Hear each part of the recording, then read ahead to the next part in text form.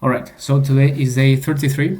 I'm gonna show exactly what I did, but first I'm gonna announce that I created a Discord in which I want everyone that is interested in following this AI machine learning path to join and collaborate, share ideas and knowledge all together. And if you are interested in joining, I guess I'm gonna contact me through Discord and I can add you to the server. And actually, okay, aside from that, I'm gonna explain what I worked on today. What I did was mostly about finishing a tutorial I was doing on fine-tuning using Onslaught. And then I got distracted because in the Discord somebody said that is working on an LLM to play chess. And I got interested, I got carried away, and I also implemented like my own version of it. It's not like it's really bad at playing chess, but I think it's like a good exercise. So yeah, this is the LLM I implemented. So basically, the most important thing is that I'm relying on a library called Chess, is this one. And we know that the amount of moves in the chess board is exponential, right? But the possible amount of moves you have from a current position, it's actually finite, and it's enumerable. So it's not that many actually. And the maximum amount of positions you have is actually, depending on the notation and etc., but it's actually 1968, right? And the notation, the most standard notation is UCI, it's called. So yeah, that's it. So it represents something like this. The piece that it's on A1, it's gonna move to A2. That's the intuition. And you do it for taking into account all possible distinct pieces. So which pieces can you move from A1 to A2? All right, like pieces that can move like up A1, yeah, up one square, right? But then you have the knight, so you take this into account, right? The queen, the knight, the different types of pieces. Then what are we gonna do? It's create a vocabulary, and the vocabulary it's gonna be all possible moves that we have. So in this case, our tokens are gonna be every move. So it's gonna be like the idea that I have. It's gonna be like I have a move that is like I'm gonna take the knight. I mean, it's not exactly a knight, but it's gonna be because we don't know which piece. Like we need also like to create something that understand like the forest of some sort, that the position is correct, etc. But yeah, I was thinking of you have a list. It's gonna be like this list, like a list of moves, and the output is the next following move, and that's it. And it's kind of like a bigram, like an engram, kind of.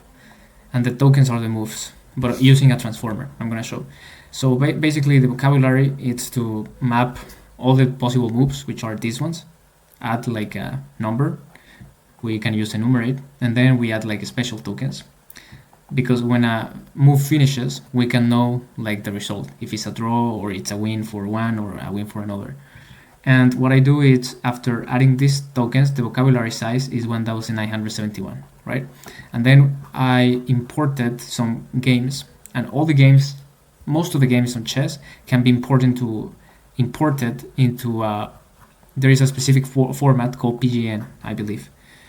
Yeah, PGN. And if you have like let's say it's like another JSON, another format to express something, and you parse this format and you can get the actual moves.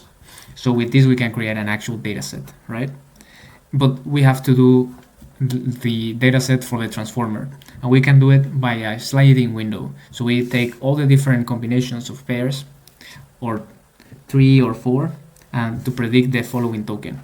But we know that GPT-2, the way it works, for example, it's not predicting a single token, but it's in by batches. So it's actually sequence to sequence. It's more efficient. So first what I did here is I'm importing GPT-2.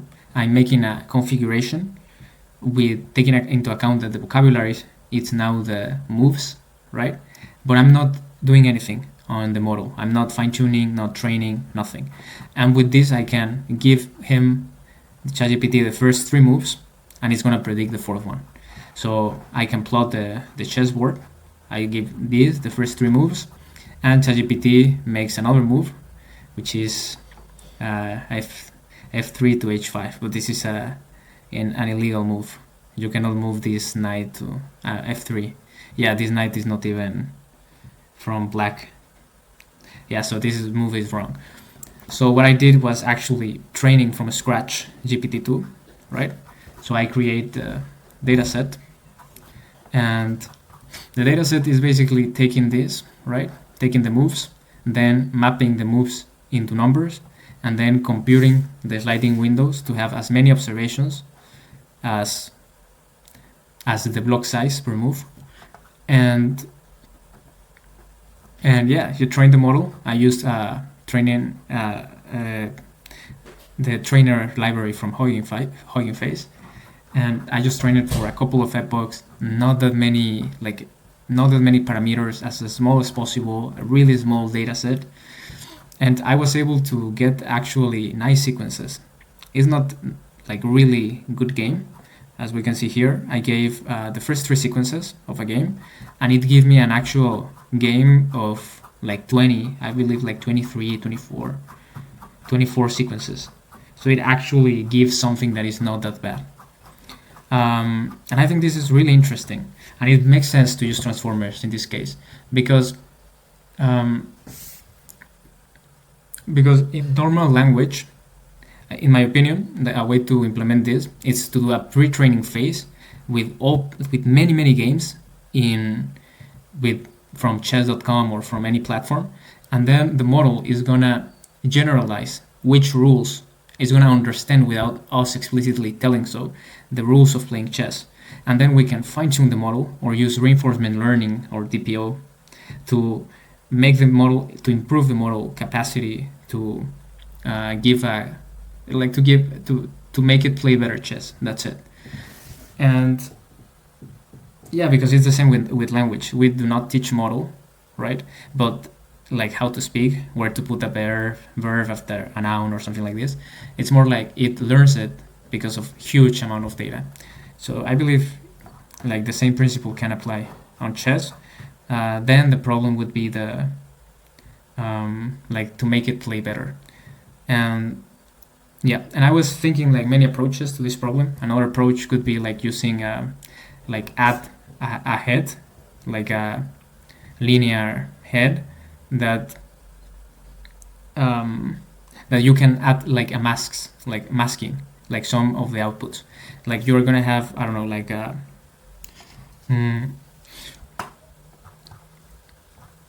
given a current position, you can identify the possible moves. So the impossible moves are probabilities in the logits, are like the other tokens in the logits. So you can put the probability to zero of those tokens, and then you can enforce that the model is just gonna output good probabilities, right? And also like something that improves the model, I don't know, I'm thinking, just ideas, could be like inputting like an engine, yeah, some sort of engine, or combining an engine and use the LLM for explainability, something like this. But yeah, that was interesting. I was not intended to do this, but I don't know, I just got carried away, and that's it.